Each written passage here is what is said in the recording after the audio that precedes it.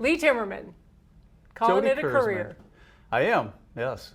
It's a big moment, big loss for us at the station, I think, big loss for our viewers, because you have been such a fixture at the sports desk.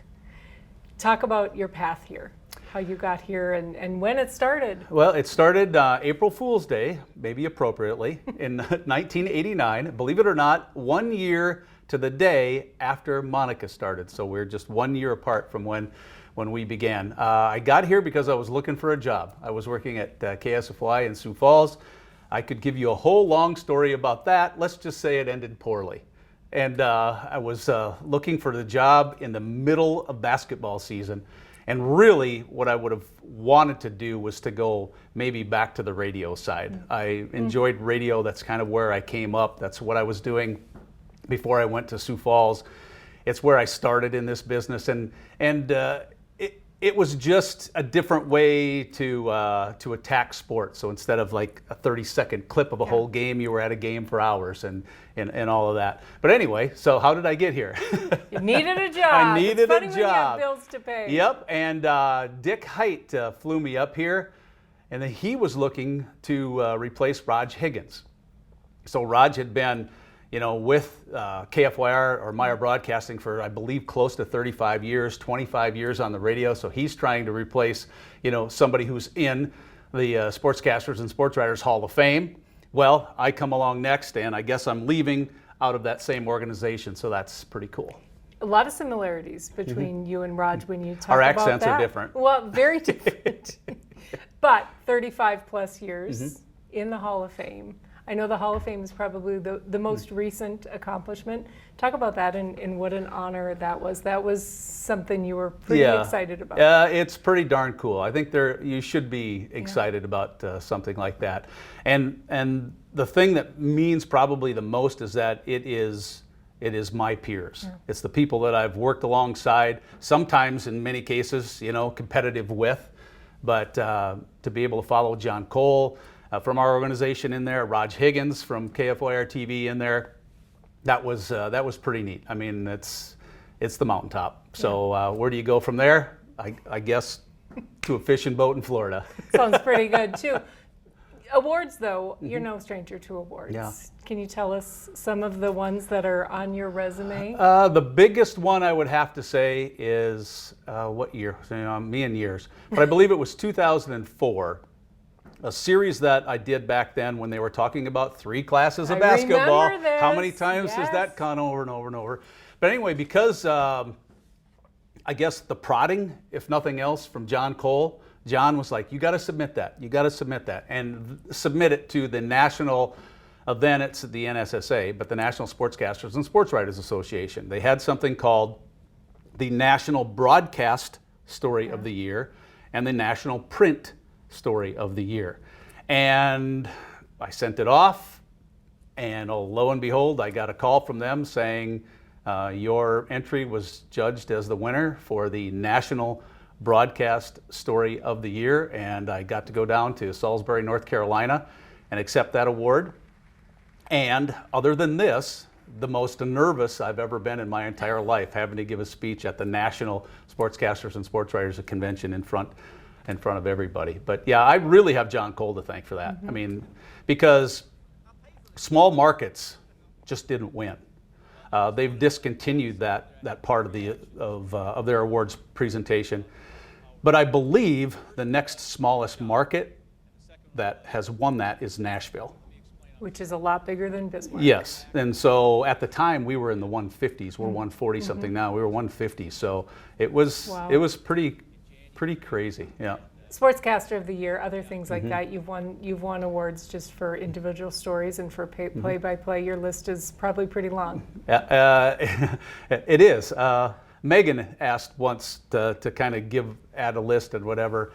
And the Severide Awards, which you have many of those plaques as well for your outstanding work, but somewhere scattered, I've got 21 of them. Wow. Yeah, and Sportscaster of the Year from our peers to the association, that's happened 4 times, and then 5 other times through different organizations like the North Dakota Broadcaster Association and things like that. But again, the ones that have the deepest meaning are the ones that are chosen by your peers. And I feel like you're the kind of guy that awards aren't the reason you get up and come to work and do what you do every day. What is it about this job that you have loved? Sports. When you just grew up. I mean, I went to college without a plan. And somewhere, somehow, I found a way. I actually started working at the radio station in Marshall before I ever took a class in radio TV. The closer on our baseball team, I played college baseball, he was graduating, and I knew that he had did the football, color for the radio, and I showed some interest in it. And Jerry Marquardt, bless you, Jerry, hired me sight unseen, and I asked him once, why me? And he just said, because you showed a desire to want to do the job more than anybody else. And that might be an answer to your original question. Yeah. I don't know. Do you still have that desire? You still want to do the very best job and cover things to the very best of your ability? Oh, yeah. I mean, what you see on the air, and you know this, and anybody who's worked in this business knows this, that's the easy part. The work is everything that happens off the air to get ready for being on the air. I think you're the one who always says, I'm just filling the time between the commercials. Yeah. But your time between the commercials, it's good stuff. Well, we hope so. That's what that was. You want to tell good stories and show good video and put on the meaningful highlights and get the results on. Yeah, it's a team effort, as you very well know. I mean, it's just us at that desk right over there that nobody can see, but it's all kinds of people behind the scenes that makes that moment in time work. Let's talk about the people and the people that you have had come through your department and the kids that we call them, because to us they are kids, right? Just right out of college. The number of young sports reporters and sports anchors that you have kind of helped guide onto the right path. You don't have a list anymore, right? I don't have the list. At one point I had the list, but it got thrown away in a notebook somewhere. But it's called like a coaching tree. So like like Nick Saban will have a bunch of coordinators and they go on. It's called the coaching tree. And I guess I am very proud of the coaching tree that we've had here at KFYR TV. The way I put it, because I'm a baseball guy at heart, probably more than love all the sports probably more analogies, than anything else. But I think I know what a Class A baseball manager feels like, because in professional baseball they get these kids, they're raw. I mean, and they have talent, but it takes a while to hone that talent and develop from a kid into a professional. And over the years, we've had some really, really good ones. Raw, and as you keep in touch throughout their life, which I still do. I keep in touch with a lot of them, and that's pretty special.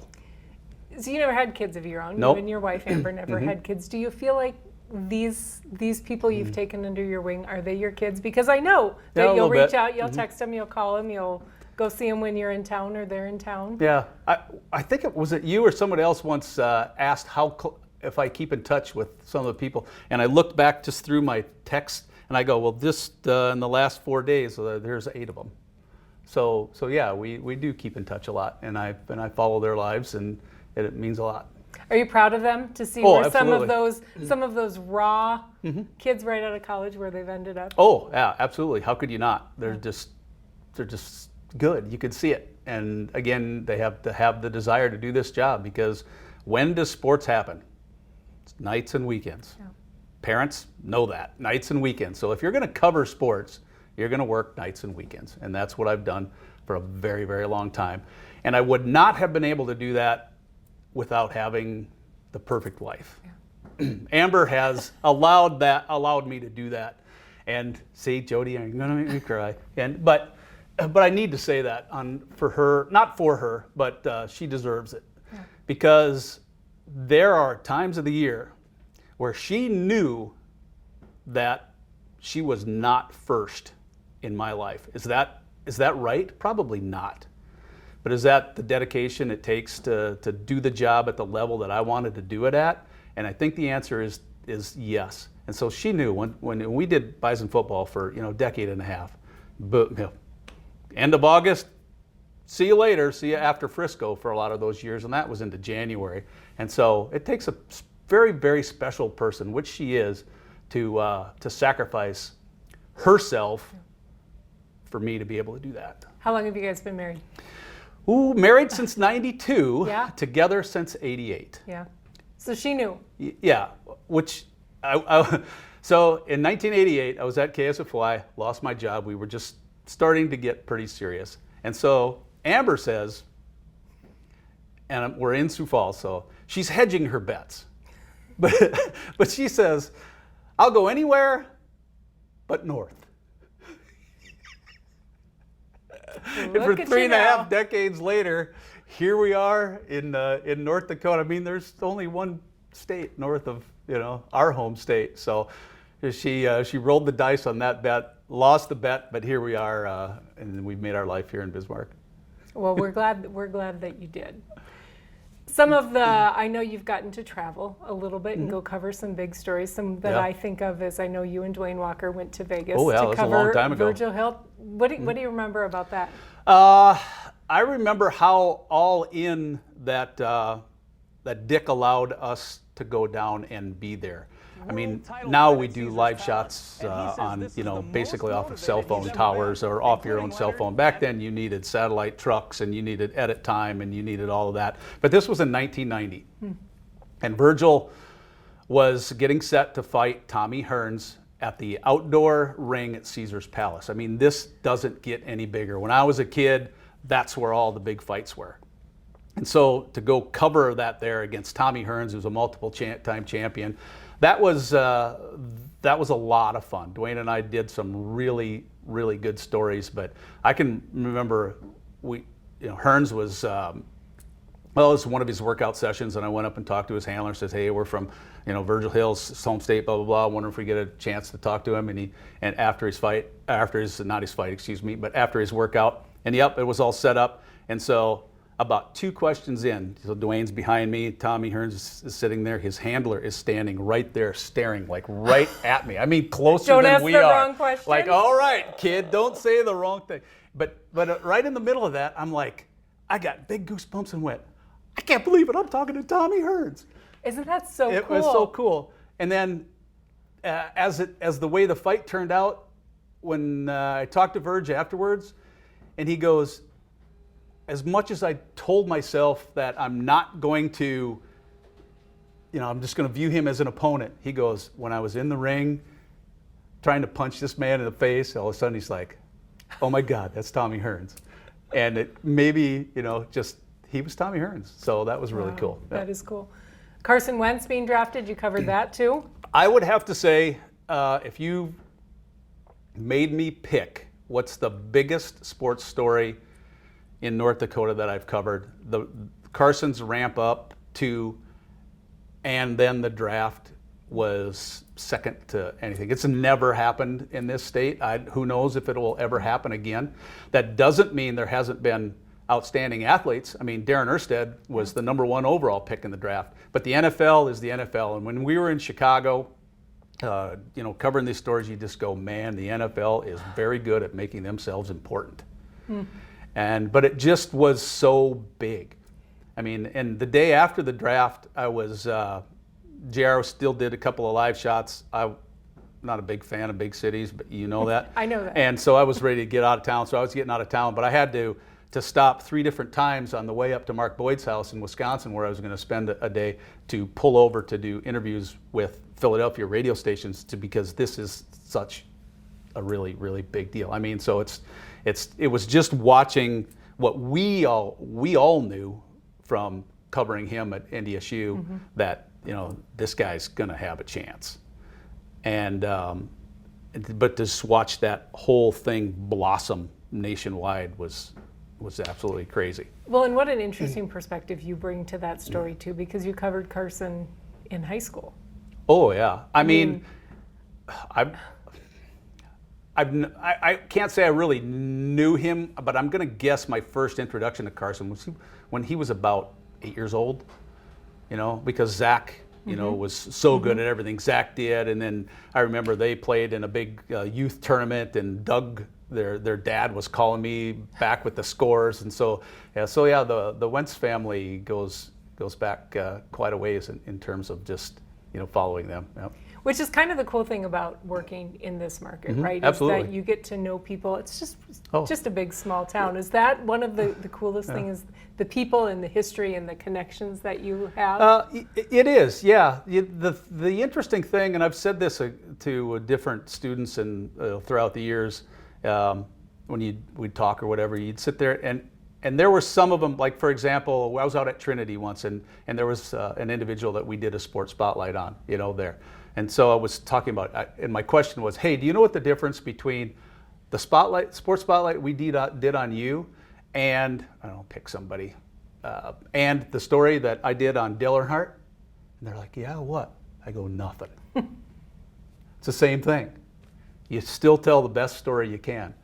But the fact that you sit here in Bismarck, and we know, we're supposed to be the flyover state, but it's crazy the people that I've come across. They would never remember me. I'll never forget them. I mean, I've interviewed Michael Jordan, Dale Earnhardt, senior, not junior. Senior is one of my favorite stories I ever did because I like racing. Yeah. And just people like that. It's wild. Charles Barkley. I mean, you can start naming names and you just go, all those people you come across working at a small TV station. It's not bad wild. For a farm kid, huh? Exactly. and I'm 61 years old, and I still, if somebody will say, I still define myself, I'm a farm kid from T, South Dakota. Yeah, absolutely. What I remember when I first met you in the late 90s, we had desks in the same corner of the newsroom, and when we used to cover state tournaments, state basketball tournaments. We did that for a long time. And I remember thinking, why is he here so early? And I asked you, and you were like, I have to call coaches. Oh yeah. Those are some long hours you worked to prepare for those. You want to talk about the prep that goes into covering something like state basketball or Bison football? Yeah, I'll go back to when you're talking with kids in classrooms. My favorite question to ask kids: are tests hard? You see a lot of kids go like this, and some of them are like no. And I'll say the same thing. Tests are not hard if you studied. And this was always in the fall. So I go like, when you watch Bison football, when we're talking about the game, I says, that's our test. And so all the studying you do, it leads up to it. I mean, I took a lot of pride in the work behind it because, you need to know the opponent, not as well, but you need to know the opponent, really well. And the only way to do that is to talk to people, watch film, and study. And so that's the work. But you know what? It's a lot of work, but I always say it's a lot of work, but it was also a lot of fun. Well, because you were prepared for it. I just remember looking at your notebooks and thinking, I don't have a clue what that says because your handwriting's real tiny, but you had a system, you're organized. Part of the way that I'm wired though is I've always been this way, and it's how I graduated college too. If you tell me a list of dates or say read chapter 12, we'll have a quiz on it, I'm going to struggle. But if the professor is talking about chapter 12 and I take notes, the actual physical note-taking part of it is the remembering part of it. So that's why maybe some of my preparation was so time-consuming, because if I didn't write it down, I didn't have a chance to remember it. And I didn't have to write it down to remember it, but I needed to, so it'd be like, or Brian or Scott Peters or Ham or whoever's doing play-by-play, would say something and I'd go, okay, that would trigger this. You didn't need to look down and read the note because so that's why, and in color combinations and different colors and scribbles and whatever, just those were my triggers. And they were for you. Nobody else could make absolutely sense not. of them? No, absolutely not. But I will say though, that of all the things that I've done on the air, probably the thing I've enjoyed the most is I really like to do color. So the color part for football, It's just, I've always been way, way, way more intrigued by not where did the ball go, but how did it get there? And so so it could have been the key block that nobody ever saw, or the one technique that this one offensive lineman did by passing a guy, stuff that they work on hours and hours and hours that nobody pays attention to. And if you could find that little part of it and circle it on a telestrator and go, okay, watch this kid do his job so that guy can run 60 yards. That's the part that I like. I really like that. It's the storytelling, right? Kind Yeah, of I the guess. storytelling of what led to that awesome touchdown. Yeah. Well, yeah. And again, part of that is that you're working weekly with people like Randy Hedberg and Grant Olson and the coordinators and stuff like that from who would trust you, and you got to build up that trust. You know what that's like. You have contacts who tell you things that you can't tell anybody else, and how you know it, off the record or whatever. But they would trust you with certain types of information, and then if the scenario in the game would come close, and Brent Vegan was probably the first one that actually trusted me with that back when we did Bison games. Or Craig Bowl helped me out a lot. He would have his video coordinator. Again, this is before where you were emailing video back and forth. He would have his video guy burn DVDs of Bison press. They call them cut-ups, so you don't, not the whole thing. The cut-ups of the opponents before games were on TV. So, I mean, they helped me learn my job too, and I'm grateful for that. You are a great storyteller, though, and I know you don't do a lot of stories anymore, just because it's the best part. It's the best part of the job, and I don't get to do it very much the best anymore. part. Yep. I agree. What do you love about telling a story? Oh, telling a good story.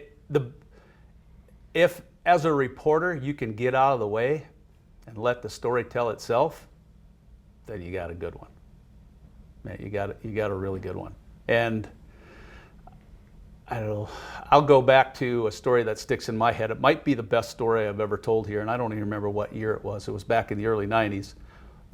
And I mean, unfortunately, the theme of the story was this wrestler from the University of Mary, Joe Tezak. They were goofing around with a Murphy bed at a hotel room around the New Year's Day and closing people up in it, and they threw Joe in there. He was a small wrestler, and threw Joe in it, closed it up. Everybody's ha ha ha. Well, he broke his neck and was paralyzed. And then he allowed me to come to a rehab session at one of the hospitals and kind of show his passion for this is not going to, define it. It'll define him. It couldn't help but define him, but not end him and stuff like that. And that, I mean, we're going back over 30 years, and I still think that might be the best story that Joe allowed me to tell. I didn't tell it. He trusted me, just like people trust you with their stories. That's cool. It's crazy that people trust us to tell those stories. They do. It's such an honor. Such It an is. honor. So I've had the opportunity to work with you a little bit. I remember during a flood, it must have been 2009. I'll never forget this. You called me up knowing we weren't going to have sports because there was too much news happening. Too much going on. And I'll never forget it. Joe, find some waiters. Let's go find a story. Yep. You know where I'm going with this? I know exactly. The best part of this story, we went and found some homeowners at Fox Island. Yeah, the Larsons, I believe. Yep. Who allowed us again to come along with them. They had no idea what happened to their house. Yeah. I remember I was getting my hair cut, and I go, Joe, I says, I brought my waiters, get some waiters, and find a story. Let's go. And you found it. Yep. That was a great story, but what I remember the most is what happened when we were walking out. Yeah. We're trying to stay on top of the ice, but every once in a while the ice would drop through, and we are walking on put it this way, when we were walking out, these guys were walking on where the road was. But I was getting some video of you and the Larsons up there, and all of a sudden I broke through, and my right foot was right on the ditch. And so I'm like, oh, I'm sinking into the ditch. What do I do now? So I had the camera in this, because it's on this shoulder, and I had it in this hand. And so I'm like, I don't know what to do. So I just sat down so I wouldn't go into the ditch. And so I'm like, Jode. And holding that big heavy camera above your head. Above my head, Jode. Johnny, you turn around, a little help. And you came back and, because, protect the camera. You saved it. Yeah, protect the camera. You Yep, saved the above camera. all else. You Yep. saved our video. That Yep. was. And that was an awesome story, too. Yeah. Yeah, but you're right. It is Yeah. one of those things. I Can made you do a believe- stand-up, too. Remember that? Yeah, I You don't walked like, out the I don't door. see. I don't. Yeah. Why I don't like to work with you too much. Other highlights of your career. We talked about Carson Wentz, Phil Jackson, Virgil Hill. Other big stories that you remember? There's almost too many state championships and that type of thing to remember. One of my favorite stories, it turned out it was awesome at the time, but then years later, I was kind of aware of it now. Brian Hoff, who was from Napoleon, and I still see Brian. He's on the chain gang at the University of Mary games, but the state B up in Minot just kind of embraced him. And he was a surgical nurse at the time, so he made it so I could go in and film when they were doing a surgery and that type of thing, and just to relive that through into Brian's adult eyes at what happened with him as a kid. That was really cool. I'm glad he let me do that. Sports for you include fishing, Mm-hmm. pros pointers. Yeah. How many years has that been going? We have 2 weeks left as we tape this now. 2 weeks left of year number 28. And then we actually started them back when I first started with Mark Boyd, who worked in our control room. He fished in some professional tournaments, and I saw him do a seminar, and I'm like, and his seminar was called Tips and Tricks. So I went, I think we can do that on TV. And so Mark did it for quite a few years before, and then he moved to Wisconsin, and then Johnny started it, and we changed the name because he was a professional walleye fisherman, so we changed it to Pros Pointers, and we've done it for, this is 28 years now, and I've been behind the camera for all but 3. Really? Yeah. Where were you those 3 times? I don't remember, but Adam Lee, Baum had to, I believe Baum had to shoot 3 of them, yeah, because I was out of town doing something. I don't recall where I was. Yeah. So how did the Johnny Candle Lee Timmerman relationship start? Was it because of Pros Pointers? Yes, because of that. I was friends with his first wife, and so I knew Dawn. Dawn grew up at Indian Hills. Her folks ran Indian Hills, and through Mark, we'd been up to Indian Hills a bunch, so I got to know Dawn. And then Johnny came here to fish in a tournament up the Lakes of Kakawea. They met, and then that's where that relationship started. And so I guess, when you're friends with a couple, you always kind of get one of them in the divorce, and I got Johnny in the divorce. So Amber and I did. Yeah, but it's not just something that you go shoot with Johnny. And No. I mean, you guys hang out, you're friends. Absolutely. I was the best man in his wedding, his most recent wedding, not the first one. And I think you're leading to what I'm going to be doing this winter. Maybe, yeah. I'm heading down to Carabel, Florida, where Johnny has a house and guides down there in the winter, and I'm going to be his video guy and first mate. So that's the plan. Come next spring, I have no idea. Can't give up the video. Well, yeah, it's there. Those friendships with people like Johnny, Mm-hmm. how cool is that? I mean, that's just another thing that because of this job, you met one of your best friends. Yeah, that's just how human relationships work. I mean, you get to know people, you hit on, when we go places, we have people ask us all the time if we're brothers. And we just kind of laugh and go, we get asked a lot. And unfortunately, gray hair, I'm the older brother in this whole scenario. But no, that's just, Johnny's one of, many friends that we've made, but throughout the years. But yeah, one of the best in this state. Jason Holmes, another one, got to know him, through this business as well, because, his stepdad worked across the hall at KFYR radio and got to know Jason early, and he used to work here, and so yeah. I would love to scroll through the contacts on your phone and see how many of them have ties to this building, to this job. I bet a lot of them. Quite a few. Yeah. Yep. Yeah. Al just called me the other day too. I was playing golf on Monday, and phone rang. Didn't recognize the number. Answered it anyway. Al Gustin. It's like, hi Al. Thanks for the call. Say hi to Peg. Yeah. Always a great day when Al Gustin calls you. It is. Anything else about your time here that we need to remember, talk about? I don't know. One of the things that sticks in my head about a state tournament, you know how the sports cliche that the wide world of sports always used to use, the thrill of victory and the agony of defeat, called a bunch of good games, but the one from all the state tournaments that stays with me more than anyone is not one that I got right. It's one that I got wrong in the heat of the moment. And so What? Yeah, so that one's still, and we got it corrected, and Scott Peters was doing the games with me, and Scott and I always said, hey, if one of us makes a mistake, you correct it immediately. But it was the game-winning shot for New Rockford Cheyenne. I said the wrong kid's name, and then, again, corrected it right away. But, I mean, just a split second, wrong kid, boom, they win. And then I'm just like, and how many years and years and years later, I still wish I could have changed that. Doesn't change the outcome, and probably nobody remembers it but me, but it still just kind of bugs me that I in my mind, I blew that one. You're a perfectionist. Oh, well, you try to be. Well, and you have a lot of names that you need to pronounce correctly. Is that challenging? Do you get nervous about that? Yeah, I have my own phonetic shorthand, but the funniest story I would say with names goes back way back. I think it was 2000. Anyway, UND was playing in the national, I think it was semifinals against UC Davis. JT O'Sullivan was the quarterback, so Vikings. But anyway, their roster was about half Samoans.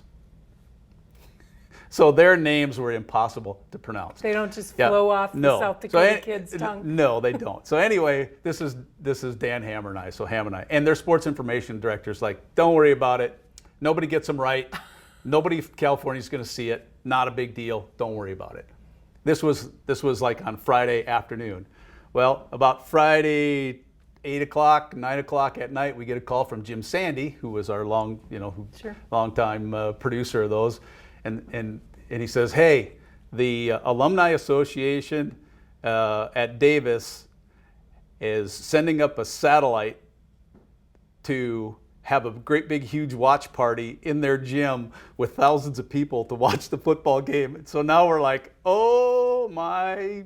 We do need to pronounce We it need right. to figure out how to say these kids' names. And so we went to work and we kind of still laugh about it today. But yeah, that's kind of crazy when you talk about names. Some of those names that you've just thrown out, though, Scott Peters, Dan Hammer, Yeah. I think of Brian Shawn, too. Oh yeah, Brian Shawn. We just went to the Knoxville Nationals. Brian has become one of my really, really, really good friends. And we have a mutual love of sprint car racing. And Brian and I did the last 9 years, I think, of Bison football. So the traveling and the stories and the being together, and I love that guy. When you work that closely with somebody every weekend, multiple hours, Yep. it's impossible not to become friends. I'm Exactly, sure. yep. Yeah. Well, I made some notes because I didn't Okay. want to mess up this interview. I think this is one All of right. the biggest interviews I've ever done. We've covered everything in my notes. I don't know. Have we covered everything in your brain? Now that it's blank right now, so the answer might be yes. You know how that goes, is you'll get done with, put all your equipment away, and you'll go, oh, why didn't I ask them this, and this? So I don't know. What will you miss? I'll miss the people I work with and a lot of the coaches. There's, you get to know a lot of the coaches and athletes and people and even, just people you don't know, they know us, and, even though we don't know them because they allow us into their living rooms, but they'll come up and say, things like, oh, thank you so much for doing a story on, Susie XYZ or Joe, and I'm like, we don't pick those. The kids earn that. The athletes earn those types of stories. We don't necessarily select them. They select themselves to have their story told. I keep thinking of more questions. We're not done Yeah, yet. go ahead. Keep going. So I feel like you have the talent. You could have gone up, bigger market. Yeah. Maybe you had offers. What was it about? I know you're a small town. Yeah. You say it's a small town. I say T's a pretty big town Well, compared not to when where okay. I'm from. Yeah. Small town kid, though. What is it about Bismarck and about this market that you're like, I'm good? this really sounds probably actually here I will use a line from our former boss Dick Height. Oh, this can be good. Yes. Dick once looked at me when he was trying to get me to take a different job out of sports, but here at the station. He looked right at me once and he goes, "What about a lot less work and a lot more money is not appealing to you?" And I just like, I don't want that job. I want to do the job that I'm doing. And back to your original question is, that I'm not a big city person. I love the entertainment that is accessible in major cities, but Lord knows I do not want to live there. I'm the oldest boy on the farm and the first grandson of a farmer, and I'm still a farm boy at heart. And even though I haven't been on the farm in 4 decades now, that's still where my heart lies. And you need enough money to be able to retire, and I hope that I've done that. Maybe you'll have to come back. I hope I've done that. But money was never, ever my motivation. Never. Was there something special about being able to cover high school sports to the level that we've covered them to? I mean, you don't get that in a big market, right? You don't go do a sports spotlight in Bowman or Napoleon. No. Those kids would never be on the news. Yeah. No, it's what makes where we live and who we cover special, and I think you would agree to that. And cool to see those former sports spotlight kids all grown up and maybe their own kids. Yeah. I mean, it's just. Yeah, and like you're saying, tell me another story. I can't think of stories off the top of my head, but I found this out a little bit later. Actually, Ken was telling me once when we were doing tournaments or whatever, and if maybe a kid rolled their ankle or something, if there was nothing happening on the floor, that they used to say in the truck, well, just point the camera at the crowd. LT will see somebody he knows and tell us a story. And it's true, you could do that, couldn't you? Yeah, I could do that once. I mean, it happened with Dave Moody once at a Bison game. Dave's son was playing at NDSU, who's a backup receiver. Well, if you know anything about Dave Moody, he's in the Hall of Fame as a coach. He's won national volleyball championships at Dickinson State. But anyway, we just, again, showed the crowd. Dave was standing up, and I go, "Oh, hey, there's Nate Moody's dad." And then I started laughing because, well, you probably shouldn't call him Nate Moody's dad because his list of accomplishments professionally are this long. And then I get a text from him during the game, "What the blank did you say? Because my phone is blowing up." So But that's the longevity, right? Yeah. So I know, back to those notes that you take, I know you're a saver too. I do have them. Yeah. And this is another great LT story that I just remembered. You called me one day or sent me a picture. I sent you a picture. Do you know what I'm talking about? Yeah. Yeah. From the Newell irrigators. You just missed covering my high school. Yeah, I missed you by this much. I came the year I returned, or whatever you want to call it here. You would have been my senior year. Yep. So missed. You're calling your state tournament in South Dakota, which would have been really cool. But you got to call one of my good friends' state tournament. Yep. So Courtney that would have been right. I love her. See, yes. there we go. Yes. She was awesome. She was all state. Very, very, very Hall good. of Fame at Wyoming now. Yeah. But you still had that stat sheet from, that would have been 1993 probably. Yeah, that's and I didn't use the Boughton scorebooks and stuff. I just needed a little bit more space to make my little notes in it. And so I used just binder notebooks because we weren't doing hundreds of games a year. We were doing a few specific ones. But yes, I still have that notebook from what year did you say? Would have been 93 because basketball would have been in the fall. Yeah, it was in the fall. Yeah, from South Dakota back then. What will you do with all those years of facts and statistics? I don't know. Probably should buy a dumpster, but I probably won't. I have boxes of still audio tapes from the first job I ever had at KNUJ in New Ulm, Minnesota. Not a lot of them, but some of those. Or I have videotapes of machines that don't even exist anymore, but I can't throw them out. I've already, if I go before my younger sister, she's kind of in charge of that. I've already apologized to her. So sorry, Net, but you're gonna have to deal with some stuff because I just can't. You can't do it. I can't get rid of them. It's a part of your life. I still have the very first suit I ever wore on the very first weekend sportscast I ever did at KSFY. And do you know why I have it? Because it was a hand-me-down from my grandfather. Wow. Mm-hmm. Well, that's worth hanging on to. Yep. The other LTism is the notebook, the reporter's notebook in your what back notebook pocket. are you talking It's about? right there. Do you know why I've always carried this?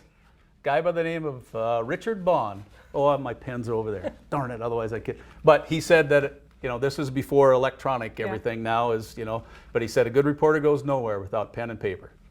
My pen's over there. Here's my paper. And I thought, you know what? If that's all it takes, I got a chance.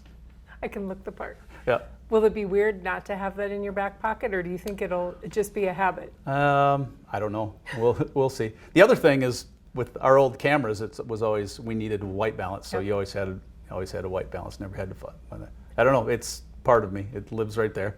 I don't know that I've ever seen you without Not a very notebook in often. your back pocket. Mhm. Yeah. Things are changing. They are you are. excited about retirement?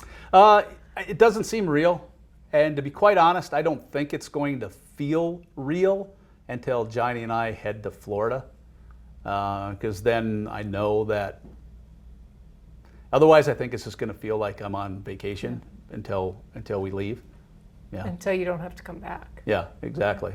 So yeah, it doesn't feel real yet because we have football to get ready for, and things that you just do because it's time to do it. Turn the page. Do you feel good about the decision to leave and the